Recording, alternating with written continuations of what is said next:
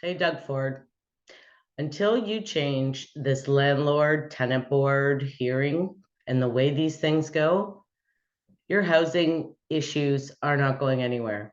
Talk to your housing minister there. You change the rules for zoning and building duplexes and triplexes, except nobody wants to own them anymore because it takes 6 to 8, 10 months to get a hearing. You get in the hearing, and then, I'm going to get a lawyer. Okay, adjourned. And now we got to wait another 7, 8 months. I've been in this industry for a long time, and this landlord tenant board issue has been a problem for a very, very long time, not just since COVID. This problem's been here for years and years. Everything is slanted towards the tenant. I'm not saying that it isn't right that a landlord shouldn't evict somebody just to get more money. I'm totally in favor of protecting the tenant in that case, but it's skewed now to the point where regardless of what a tenant does, they can say, well, I'll stop that behavior, or I'm going to pay tomorrow. Okay, adjourned.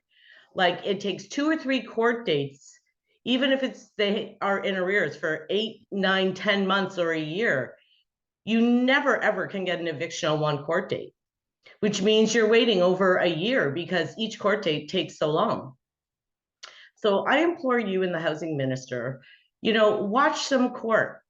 I'm a real estate agent. I've sat in court all day long listening to this nonsense, and it is nonsense because half of it's all skewed towards the tenant, no matter what you do.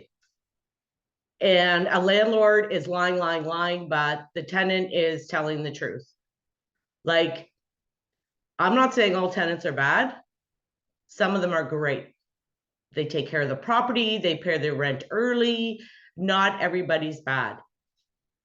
But I have had client after client after client, investor clients, that they're out of the game now.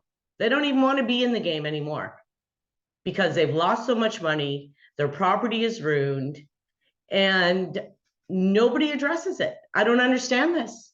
Like, it's okay for people to not pay for a whole year, because if I don't pay my mortgage for 3 months, they take my house. Okay. Like, there needs to be some kind of legislation and some kind of timeline that the government and the landlord tenant board has to follow. Because a lot of these landlords with 1 or 2 properties, they're not rich. They don't have a lot of money. My clients, they might own 1 other property besides their home.